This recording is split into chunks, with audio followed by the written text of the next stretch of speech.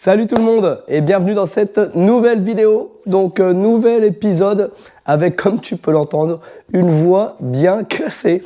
Donc je ne sais pas si ça va être très agréable pour toi, ça ne l'est pas pour moi, mais j'espère que ça va le faire quand même. Donc là, retour de vacances, comme tu l'as vu dans le dernier épisode, nous sommes partis en vacances, nous sommes rentrés hier.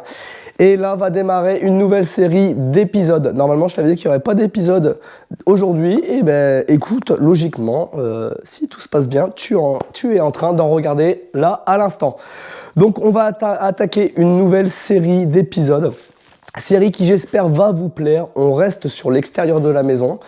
Et là, on part sur un projet terrasse. On a nommé ce projet le projet Terrasse et Spa. Donc, c'est dans l'intitulé de cet épisode. Donc voilà, ça sera une terrasse à but relaxation, ce qu'on n'avait pas dans le jardin. On n'avait pas cette petite partie où on pouvait profiter parce que le jardin, comme tu l'as déjà vu, est éloigné de la maison. Et donc en fait, si on n'a pas un petit coin pour pouvoir s'y poser, on n'en profitera jamais du jardin. Donc les enfants, autant eux maintenant, ils en profitent beaucoup grâce à la piscine, le trampoline, etc. Mais nous, on n'avait pas notre petit coin. Nous, pour nous, les adultes, on pense beaucoup aux enfants, mais des fois, on oublie de penser aussi à nous. Et donc là, on est sur une nouvelle série où tu vas voir la construction d'une terrasse bois sur plot. Donc j'espère pouvoir t'y apporter toutes les réponses aux questions que tu pourrais te poser si tu entreprends ce projet-là. Et j'espère que cette série surtout te plaira. On essaie d'y mettre tout notre cœur et de te donner un maximum d'informations pour que toi aussi tu puisses un jour entreprendre ta terrasse avec des matériaux que tu verras pas souvent, que tu verras pas partout. Mais ça, je te laisserai le découvrir au fur et à mesure des épisodes. On va faire un petit point parce que ça fait longtemps. On a eu quand même beaucoup d'abonnés en plus. Et je pense que c'est bien de temps en temps de refaire un petit point sur la présentation. Donc moi je me présente, je suis Alex, donc Alexandre. Je suis chef d'entreprise de l'entreprise Alex Bâti Home, comme tu peux le voir derrière. Donc c'est une entreprise que j'ai ouverte il y a maintenant un peu plus de 2 ans et demi, qui fonctionne très bien. J'ai commencé en auto-entreprise et depuis maintenant plus d'1 an, j'ai changé de statut, je suis passé en EIRL. Ça c'est mon job principal dans la rénovation d'intérieur. Tout ce que je fais chez moi, je sais le reproduire chez mes clients. Ensuite, il y a cette partie projet maison où on a acheté une maison au mois de mai l'année dernière, fin mai, et on entreprend tous les travaux dans cette maison et on a décidé de le partager avec vous, de partager un petit peu tout ce qui se passe bien, tout ce qui ne se passe pas bien et surtout de vous donner plein d'astuces et de techniques pour si vous voulez entreprendre des travaux chez vous, eh ben, vous pourrez le faire grâce à ces astuces, ces conseils. Donc j'espère que tous ceux qui nous suivent depuis le début, déjà les vidéos vous plaisent, que le contenu vous va, que les astuces sont claires et précises. Je pense que c'est le cas. Et après, souvent, généralement, si vous avez des petites questions en plus ou des choses auxquelles j'ai pas répondu pendant la vidéo, parce que des fois, on ne peut pas penser à tout, eh ben, je vous y réponds en commentaire. Donc ça, je trouve déjà ça super important. N'hésitez pas, si vous avez la moindre question, vous la posez en commentaire. Et moi, j'y répondrai. Et de ce fait-là, je trouve que c'est important de faire un petit point en plus aussi, parce que j'ai souvent la question en commentaire, c'est comment je filme mes vidéos, avec qu'est-ce que j'utilise, etc. Donc, je vais vous faire un petit point aujourd'hui, je vais vous montrer ce que j'utilisais et ce que je vais utiliser maintenant. Parce que moi, là-dessus, je suis totalement novice, je suis autodidacte dans tout, dans les travaux, mais aussi dans la vidéo. Il faut savoir que moi, les vidéos, c'est moi qui fais mes montages, c'est moi qui me filme, c'est moi qui balance tout sur YouTube, qui fait la petite affiche. Donc je sais que c'est pas extraordinaire, c'est pas au top du top, on n'est pas à 100%, voilà, mais je le fais avec mes propres moyens et surtout avec ma propre expérience. Donc j'ai eu des loupés dans le début, je me suis amélioré grâce à vous. Vous m'avez dit tiens fais attention à ça, au son, etc. J'y ai fait attention et là aujourd'hui je vais te montrer un petit peu avec quoi je filme, avec quoi j'ai fait ces 1 an d'épisodes. Donc on va partir tout de suite, je te montre avec quoi je filme. Déjà tout d'abord, je filme avec une GoPro. Allez, je vais t'expliquer pourquoi la GoPro. Donc je filme avec une GoPro Hero 9 depuis plus d'1 an. Ça me va très bien. Pourquoi j'utilise la GoPro? Parce que moi je fais tous mes montages sur mon téléphone en fait, tout simplement. Je monte toutes mes vidéos, tout sur le téléphone. Pourquoi pas sur l'ordinateur? J'ai essayé une fois. J'ai téléchargé Adobe Premiere Pro ou Premiere Pro, je ne sais plus comment ça s'appelle. Je voulais faire sur l'ordinateur, mais sincèrement trop compliqué pour moi. Vraiment, faut être un professionnel de la vidéo pour pouvoir l'utiliser. J'ai regardé des tutos sur YouTube, etc. J'ai passé 3 heures dessus, j'ai fait 15 secondes de vidéo, ça m'a gonflé. Donc je fais tout sur mon téléphone avec l'application InShot. C'est une application pour mobile. Et sincèrement, c'est intuitif, ça va très bien, c'est très simple. Donc c'est ça, InShot, tu vois. Tout simplement, tu peux la retrouver sur Play Store, etc. Moi, je fais toutes mes vidéos avec ça, ça va très très bien. Ensuite, on m'a dit que le son n'allait pas très bien, on m'entendait pas bien. Donc, j'ai investi dans les micros sans fil Rode que tu peux voir ici. Et donc ça, c'est le récepteur. Et ici, on a l'émetteur qui est branché à la GoPro à laquelle on est en train de faire le visionnage. Et ça, donc voilà, sans fil, très bien, fonctionne très très bien. Tu as une grande distance avec, donc ça au moins c'est super, vous m'entendez très bien avec ce micro. Il y a des épisodes où je le porte pas, mais sinon quand je m'éloigne un petit peu de la caméra, j'aime bien le mettre, au moins vous m'entendez bien. Et vous me montrez un retour, savoir si vous m'entendez. Des fois vous pouvez entendre des petits grésillements, c'est parce que malheureusement ma barbe frotte dessus, donc c'est pas forcément évident. Donc ça c'est pour la partie son et image. Ensuite, je vais te décrocher, je vais te montrer avec quoi je me sers de trépied depuis le début. Je me sers d'un trépied Bosch, c'est pour un laser à la base, et je m'en suis servi pour ma GoPro. J'accroche ma GoPro ici, et ça me sert dessus. Donc ça m'a bien dépanné pendant un an. J'ai aussi ce petit système là où des fois je place le téléphone dessus. Donc ça c'est vraiment les choses lesquelles j'ai utilisées du coup pendant ces un an. Maintenant j'ai décidé de changer un petit peu et de m'améliorer un peu. Les vidéos fonctionnent bien, vous êtes beaucoup à nous regarder, donc on va aussi essayer d'améliorer notre contenu pour que vous soyez toujours présents pour regarder tous nos travaux. Donc là, je me suis rendu, je vais te montrer aussi, je vais dire où je les ai achetés. Tout simplement, nous, tout ce qui est hi-fi, électroménager, ou même pour la cuisine, etc., tout ce qui est robot, on va toujours chez Boulanger. Nous, on a un boulanger, donc on a le boulanger de Tilloy, qui est dans la zone de Reims, en fait. Et on va acheter tout notre matériel là-bas. Tout ce qui est électronique, on va là-haut, parce qu'on adore les vendeurs. Ils sont super. Le directeur est top. On n'a jamais été embêté. On a acheté une télé une fois. On a eu un problème à la livraison. C'est vraiment pour te raconter, t'expliquer vraiment à quel point ils sont cool. On a eu un problème. On a acheté une télé. La télé est arrivée voilée. Je les ai appelés. Ils m'ont dit, écoutez, on prend rendez-vous, on vous la change. On a pris rendez-vous le lendemain, 9h, ils étaient là. Ils avaient ramené une nouvelle télé. Ils avaient repris l'ancienne. Donc rien que pour ça, on continue d'aller là-bas parce que le service SAV est vraiment top. Donc pour nous, c'était important. Et c'est important de vous en parler aussi parce qu'on aime bien souvent, en tant que Français, râler, dire ce qui ne va pas. Mais il faut dire aussi ce qui va bien. Donc chez eux, on a été chercher ce trépied-là. Je te mettrai toutes les références dans la description de la vidéo. Donc c'est un trépied qui se déplie, qui va à 1m40. Voilà, c'est simple d'usage. Hein. Tu sais, tu dévisses, tu revisses. Une petite molette là. Donc c'est de la marque Boulanger. Écoute. Ils font des bons produits pour leur propre marque. Tu vois, ça va dans tous les sens. Et en plus, ce qui est bien, c'est que c'est adaptable GoPro. Ils te donnent ce petit support-là pour pouvoir mettre la GoPro. Donc ça, pour moi, c'était forcément très intéressant d'avoir ce produit-là. Donc voilà, ça, on va pouvoir vraiment améliorer nos vidéos pour vous. Et ça, c'est plutôt cool, je pense. Ensuite, donc là, j'ai la GoPro Hero 9. J'ai décidé d'en racheter une nouvelle. Parce que des fois, c'est bien d'avoir deux plans différents sur les chantiers, sur ce qu'on est en train de vous montrer. Et du coup, là, on est parti sur la GoPro Hero 10. Donc, grosso modo, c'est la même chose que la 9. Un petit écran devant, un petit écran derrière. Il y a juste un petit processeur qui est un peu plus important dans la 10. Mais on reste sur les mêmes fonctionnalités. Et sincèrement, si vous voulez débuter par une GoPro, allez-y par la 9. Sincèrement, elle est très très bien. Là, je vais voir si la 10 fait des meilleures images ou autres. Logiquement, on devrait être sur des choses assez similaires. Mais voilà, donc GoPro Hero 10, j'ai racheté aussi, parce que ça j'étais embêté avec ça, vous savez j'avais souvent des problèmes où il n'y avait plus de batterie et du coup je ne pouvais pas filmer le reste. J'ai acheté enfin un chargeur de batterie GoPro, parce qu'à chaque fois je la rechargeais via la GoPro directement avec un câble. Là je me suis pas embêté, j'ai racheté deux batteries avec un chargeur pour pouvoir les charger à part et du coup changer les deux batteries en même temps, et ça va être plutôt cool et ça évitera ce désagrément où à chaque fois je vous dis mince il n'y avait plus de batterie et on loupe des belles images ou des beaux finales sur les projets de la maison. Donc j'espère que maintenant pour vous ça sera mieux.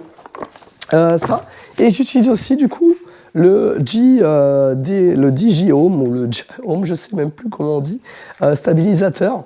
Pour la GoPro, c'est compliqué, la GoPro est trop lourde pour ça, donc c'est dommage, mais pour le téléphone, quand je fais des images stabilisées avec le téléphone, ça, c'est le 4, Osmo 4, et franchement, sincèrement, c'est une tuerie. On fait des super plans, on a un petit pied pour le poser, tu peux recharger ton téléphone en même temps avec.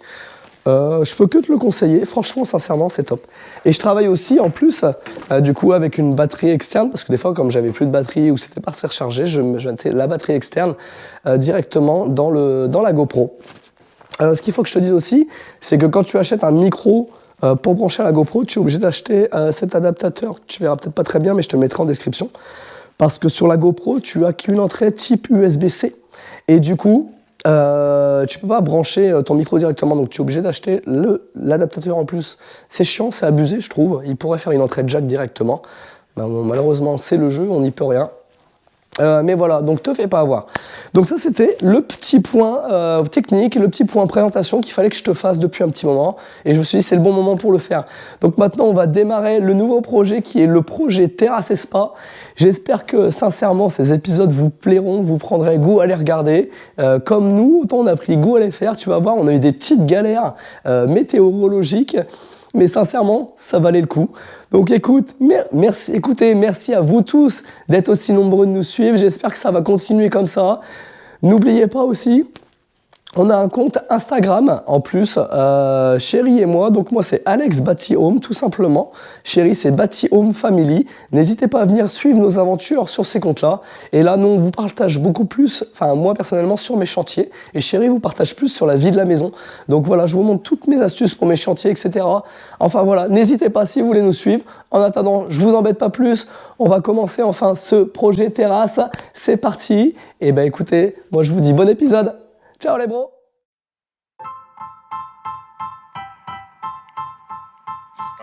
Ça y est, c'est parti. On va pouvoir enfin débuter ce projet terrasse bois. Donc pour moi, c'est une première. J'en ai jamais fait. J'avais déjà fait une terrasse composite, mais sur une dalle béton, donc rien à voir. Et là, on va créer aujourd'hui une terrasse bois sur un terrain en fait en terre. Donc pour ça on va procéder, on va travailler avec quoi, quel type de produit, je vais tout expliquer au long de cette vidéo et je vais te montrer un petit peu comment moi je fais. J'ai quand même pris un peu d'infos à droite à gauche, hein, j'y vais pas à l'aveugle, mais je vais t'expliquer un petit peu toutes les étapes à faire. Première étape, préparation du terrain. Donc ça a déjà été fait. Ici tu avais vraiment plein d'arbres partout qui entouraient tout le mur. Donc moi j'ai coupé tous ces arbres, un petit peu comme dans tout le jardin, tu me diras. Ici on avait pas mal d'arbres. Là on a fait le terrain de niveau pour y mettre la piscine pour les enfants. On en avait encore là-haut. Plus tard on aura encore ça à faire, mais on le garde pour un peu plus tard. Donc le terrain là ici est prêt. Donc deuxième étape, ça va être quoi? Ça va être de mettre la pose du géotextile. Donc avant de faire une terrasse, pour éviter que toutes les mauvaises herbes repoussent à travers les lames, tu mets un géotextile. Lui c'est quoi? C'est une espèce de petite membrane qui laisse quand même passer l'eau mais qui évite aux mauvaises herbes de pousser à travers. Donc ça c'est la première étape. Deuxième étape, ça va être l'implantation de la terrasse. Donc la terrasse, pour te donner une idée, on a de ce mur-là à l'autre mur 8,30 m et en profondeur, on a 4,20 m. Ce qui nous donne en gros une terrasse de 35 mètres carrés, entre 35 et 40 mètres carrés. Sachant que moi, je ne vais pas aller jusqu'au mur là-bas. On va laisser un petit coin déco. On a retiré beaucoup d'arbres, beaucoup de plantes. On va quand même en remettre un petit peu. Sachant que nous, on n'a pas la main verte, donc on mettra des plantes, on va dire type grasse, donc des plantes qui n'ont pas besoin de beaucoup d'entretien. On n'a pas forcément le temps la semaine de s'occuper du jardin, donc il faut qu'on y mette des plantes qui, elles, vont se débrouiller en fait toutes seules, où il n'y a pas besoin de beaucoup arroser pour qu'elles puissent vivre et s'épanouir.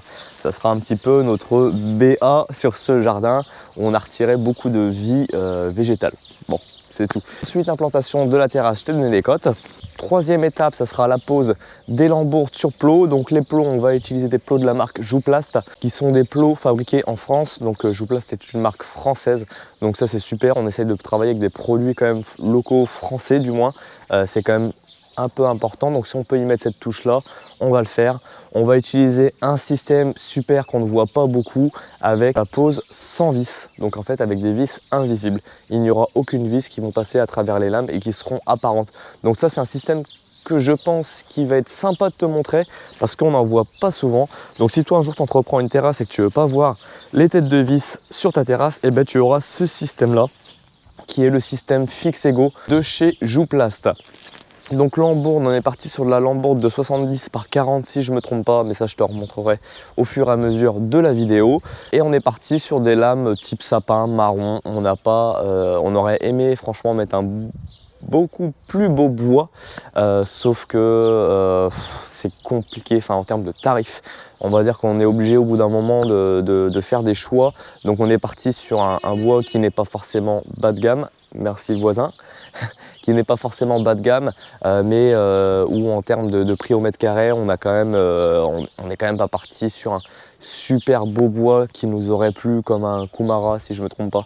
On est vraiment sur des bois exotiques qui sont juste magnifiques, mais en termes de prix, on est plus sur les 60 € au mètre carré hors taxe. À peu près, hein, là celui-ci on l'a payé une vingtaine d'euros hors taxe. Donc, et au bout d'un moment, faire un choix, on est sur une terrasse quand même qui fait quasiment 40 mètres carrés. Donc tu imagines bien que le prix lui va avec. Donc s'il faut que dans 5 ans ou 10 ans on change et que là on se fasse un peu plus plaisir parce qu'on aura vraiment avancé sur la maison et on pourra vraiment sur nos extérieurs se dire allez, on démonte la terrasse, c'est pas grave, on aura toute notre structure qui sera encore bonne, on démonte la terrasse, on change, et ben on le fera à ce moment-là. Il y a des fois, voilà, on est obligé de faire des choix, on n'a pas le budget pour pouvoir faire des choses toujours exceptionnelles, on préfère se concentrer sur la partie intérieure de la maison pour ça, l'extérieur on pourra le refaire un peu plus tard, c'est pas grave. Donc on va avoir un point aussi assez technique, ça va être la pose d'un jacuzzi sur la terrasse. Donc c'est pas forcément conseillé de mettre un jacuzzi sur une terrasse en plot, ça je le sais. On va pas mettre un jacuzzi, tu sais vraiment le jacuzzi à 10 000 € qui est tout prêt, qui pèse déjà un poids énorme. On va mettre un jacuzzi gonflable de chez Intex. Donc tu vois, on a vraiment une différence, on a des capacités d'eau en 4 personnes qui sont pas non plus énormes. Donc en termes de poids ça va aller, mais je vais essayer de renforcer en dessous à ces endroits-là, de mettre un peu plus de plot. Rapprocher peut-être mes lambourdes aussi en fonction de ce que j'ai pour pouvoir pallier à ce problème de poids sur la structure de la terrasse. Donc ça, après on pourra en reparler dans le temps.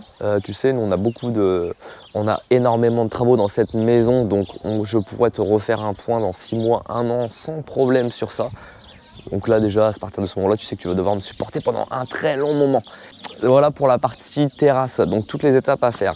Donc sachant que je n'ai toujours pas mes plots, je devrais les recevoir dans une semaine, ça me laissera largement le temps d'avancer sur les 2-3 bricoles que j'ai à faire entre temps.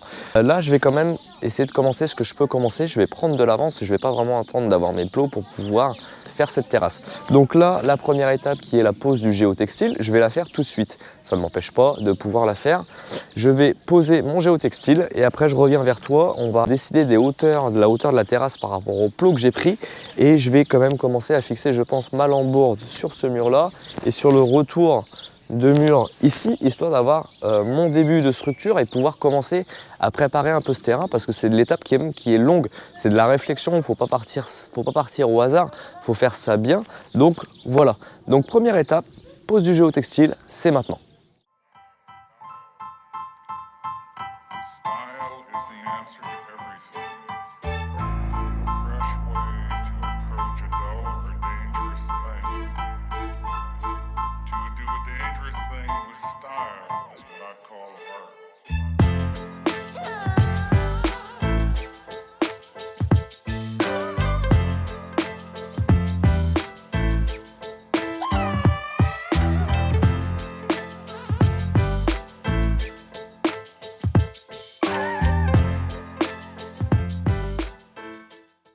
Bon, je suis en train d'installer le géotextile, comme tu as vu.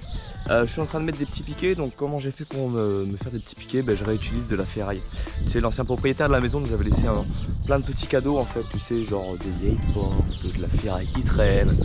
Ah voilà, tu vois, il avait pas envie de débarrasser, donc moi je vais réutiliser, donc je passe de ça. C'est des grandes tiges, tu sais, des tiges du tord de 8 que les maçons utilisent pour les coffrages, etc. J'ai recoupé un en deux pour me donner cette longueur là et je l'ai tordu et on arrive à ça. Tu vois, comme ça je réutilise, pas besoin d'acheter des crochets, pas besoin de laisser les pierres pour maintenir le géotextile. Je fais ça, je les enfonce dans la terre. Le géotextile ne bouge pas le temps que je fasse la terrasse. Et voilà, une bonne chose de faite. Bon allez, je termine.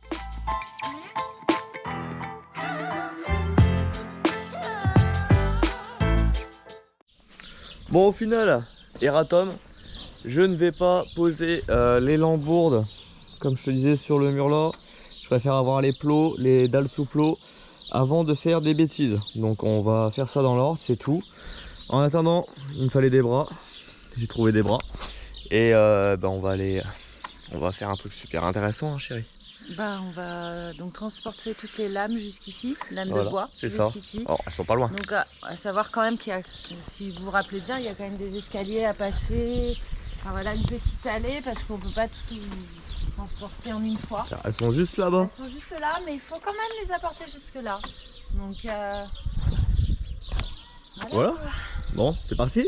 Allez. Allez, go. Allez. Pablo, tu nous aides? Non, il a pas envie de nous aider, je crois.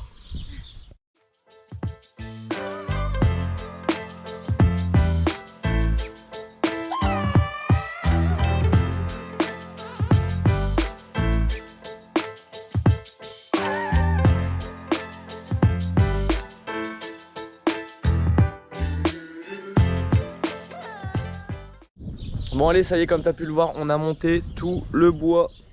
Tout le bois de la terrasse est monté ici. Et toutes les lambourdes, chérie a ramené toutes les lambourdes. Oui. Hein chérie? Bon. Voilà, là elle est en train de faire... Alors là on est sur un autre épisode. Mais je t'explique ce qu'elle est en train de faire.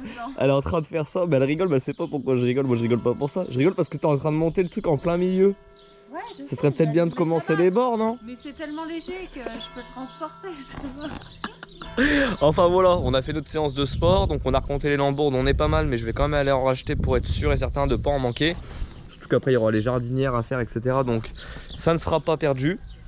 Et puis ben voilà, donc maintenant on va attendre d'avoir les plots pour pouvoir poser ces lambourdes. C'est bien dommage, hein, j'aurais bien aimé commencer la terrasse, mais bon malheureusement on n'a pas le choix. Donc on se retrouvera prochainement pour la pose de la terrasse.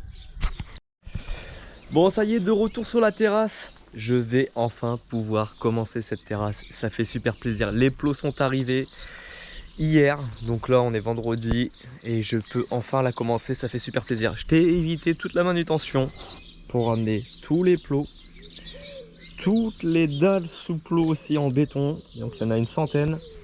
Le sable pour mettre, je t'expliquerai, et tout le système Fixego. Donc je t'ai pas montré ça en vidéo parce que c'est pas, au bout d'un moment je sais que c'est pas très intéressant pour toi. Donc là ça y est, je vais pouvoir me lancer sur le projet terrasse alors qu'il pleut. Mais c'est pas grave, je suis tellement content que ça fait trop plaisir. Donc là je vais pouvoir commencer le projet. Ce que je vais faire, première étape, je vais repérer un peu mes niveaux pour voir comment placer mes plots. Parce que j'ai deux types de plots. J'ai des plots en 140 par 230 de hauteur. Et j'ai aussi des plots en 80 par 140. J'ai pris deux cotes différentes parce que le terrain n'est pas forcément bien de niveau. J'ai eu peur d'avoir pris beaucoup de 140 par 230. Écoute, on va voir, sinon je pourrais jouer avec mes hauteurs de dalles sous plot. On en reparlera ça au moment où je les mettrai. Je t'expliquerai pourquoi j'ai pris ça. Et en fonction aussi du terrain. Donc écoute, et ben là c'est parti. Donc je vais faire mes premiers repérages. Je vais regarder comment est le niveau du terrain. Je vais un petit peu peut-être marquer mes points bas pour voir un petit peu là où je suis le plus bas, là où je peux me permettre de mettre des grands plots et là où je dois garder les petits plots. Donc pour ça je vais me servir de ça. Donc ça c'est un c'est une chose, voilà. Ça me permet de repérer les niveaux un peu comme les télémètres, tu sais, de maçon dans le BTP. Et ben avec le système, tu sais, mon Bosch, mon GLL 380 qui te fait les niveaux et les éclairages, tu peux aussi t'en servir comme niveau pour regarder tes niveaux, mais loin et même en plein jour. Donc gare, c'est très simple. Tu viens allumer ton niveau ici, là. Tu as un petit bouton Wi-Fi pour repérer avec ça. Et quand tu es sur ton trait de laser, eh ben tu vois, tout simplement, ça sonne, ça se met vert pour te dire que tu es de niveau. Et sinon, tu as des flèches pour te dire s'il faut que tu montes ou ici, il faut que tu descendes. Donc grâce à ça, je vais me mettre ça sur ma perche fait maison avec du scotch parce que j'ai perdu le support. Et je vais regarder un petit peu tous mes niveaux sur mon terrain. Donc là, je vais aller le placer sur la petite table là-bas.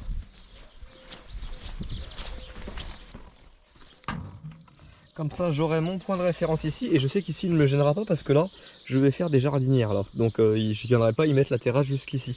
Donc je peux le laisser là. Je vais trouver mon point le plus haut et je vais l'accrocher dessus et on va voir. Après je ferai des marquages là où c'est plus haut et là où c'est moins haut. Donc ça c'est la première étape, repérage des niveaux.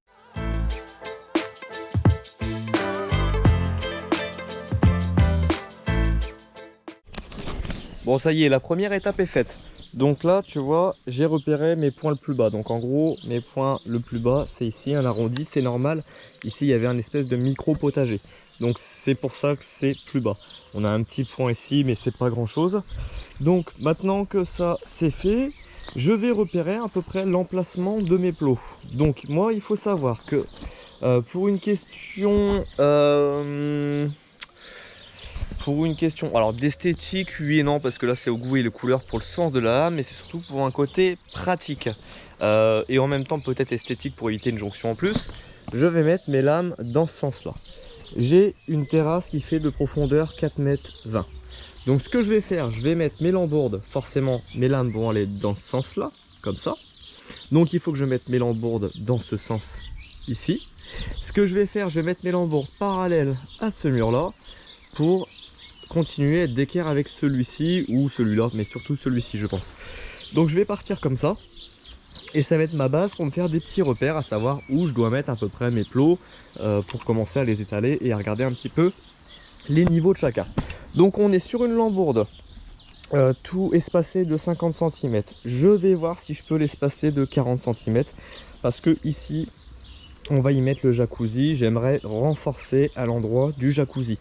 Donc si j'ai assez de lambourdes et assez de plots, je vais faire mes petits calculs et je vais voir du coup si je peux mettre mes lambourdes tous les 40.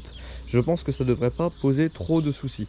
Normalement c'est un plot tous les 50 cm et juste à l'endroit du jacuzzi, je vais en mettre un aussi tous les 40 pour renforcer un maximum à cet endroit là. Je ne pense pas que le jacuzzi va peser beaucoup de poids parce que c'est un truc gonflable, il va pas non plus y avoir 8 mètres cubes d'eau dedans, mais on va essayer de sécuriser un maximum la chose. Donc voilà, prochaine étape, je trace mes plots à peu près partout. Enfin, je vais voir, ça se trouve je vais juste me faire une ligne, je vais regarder un petit peu comment ça va. Et puis je vais commencer l'installation de mes premiers plots, on va voir comment ça va se passer. Allez, c'est parti.